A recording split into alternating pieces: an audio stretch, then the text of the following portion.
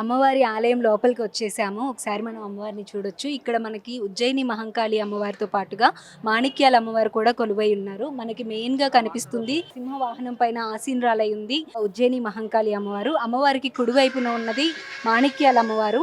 అయితే ముఖ్యంగా మనకి ఉజ్జయిని మహంకాళి అమ్మవారిని 1813 సంవత్సరంలో ఇక్కడ ప్రతిష్ఠించడం అయితే జరిగింది. ఇక్కడికి తీసుకొచ్చి అమ్మవారిని ఇక్కడ ప్రతిష్ఠించారు. ఆ తర్వాత పక్కన ఒక బావి లోపల మాణిక్యాల అమ్మవారు వెలసారు అని చెప్పి ఉజ్జయిని మహంకాళి అమ్మవారు ఒకరికి ఒంటిపైకి వచ్చి ఆవహించి చెప్పడం జరిగింది.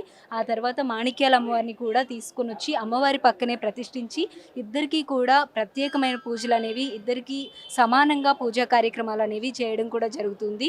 ప్రతిరోజు కూడా ఈ పూజా కార్యక్రమాలు అనేవి జరుగుతూనే ఉంటాయి. ప్రతిరోజు ఉదయం అభిషేకాలతో పాటుగా అన్ని కార్యక్రమాలు ఇద్దరికీ సమానంగా కూడా జరుగుతుంటాయి.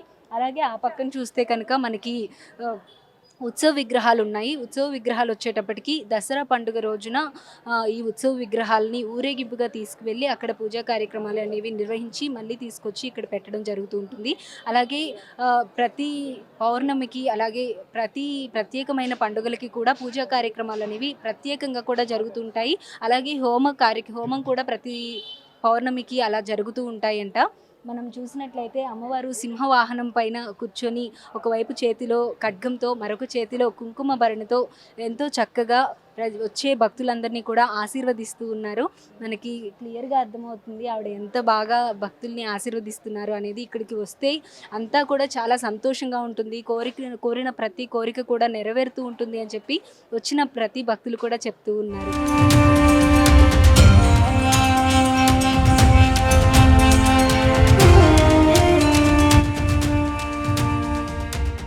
మనం టెంపుల్లోకి ఎంటర్ అయిన వెంటనే మనకి ఎదురుగా అమ్మవారు కనిపిస్తూ ఉంటారు, మహంకాళి అమ్మవారు.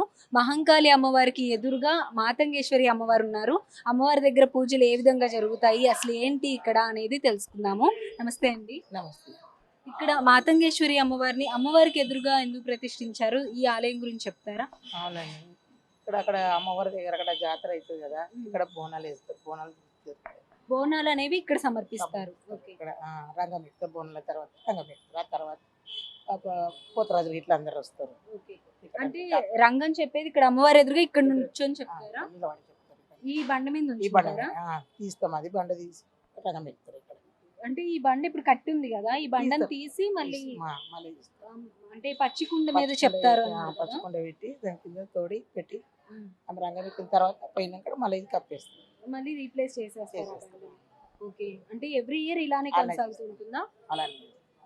ఇక్కడ కూడా ఏమైనా పూజలు అక్కడ అమ్మవారికి లానే ఇక్కడ కూడా పూజలు జరుగుతుంటాయి? నిమ్మకాయ పూజలు చేస్తారు, మంగళవారం శుక్రవారం చేస్తారు. అమ్మవారి శక్తులతోటి తొందరగా అవుతుందని రావుకాలం అప్పుడు మంగళవారం పూట చేస్తారు. ఇక్కడ శుక్రవారం పెట్టి చేస్తారు, పొద్దున్న నుంచి సాయంకాలం చేస్తారు. మంగళవారం రావుకాలం అని అప్పుడు మధ్యాహ్నం పూట కూడా చేస్తారు. అలాగే ఇప్పుడు బోనాలు సమర్పించడం ఇక్కడ సమర్పిస్తారా లేదంటే అమ్మవారి ఇక్కడనే చేస్తారు? చీరలు అటువంటివి పెట్టాలంటే అక్కడ పెడతారు, ఇక్కడ పెడతారు. ఇక్కడ అమ్మని ఇక్కడ మొక్కుకున్న వాళ్ళు ఇక్కడ పెడతారు, అక్కడ మొక్కుకున్న వాళ్ళు అక్కడ పెడతారు. ఆమె పెడతారు, ఈమె పెడతారు. ఒడి బియ్యాలు కూడా వస్తారు, అక్కడ ఒడి బియ్యాలు ఇక్కడ ఒడి బియ్యాలు. అంతా పూజలు సేమ్, అమ్మకి ఈ అమ్మకి అమ్మకి సేమ్. పెట్టడం ఏదైనా పెట్టాలన్నా ఏమైనా సమర్పించాలన్నా అన్ని అక్కడే ఇక్కడ చేస్తారు. అంటే అక్కడ ఒక్కదికే ఏం కాదు, ఇక్కడ కూడా చేస్తారు. ఈ అమ్మ కూడా చేస్తారు. ఈమె శక్తులు కూడా బాగున్నాయి, అందరికి నమ్మకం. నిమ్మకాయలు చేస్తారు కదా, అందరికి నమ్మకం చేస్తారు. థ్యాంక్ యూ సో మచ్ అండి.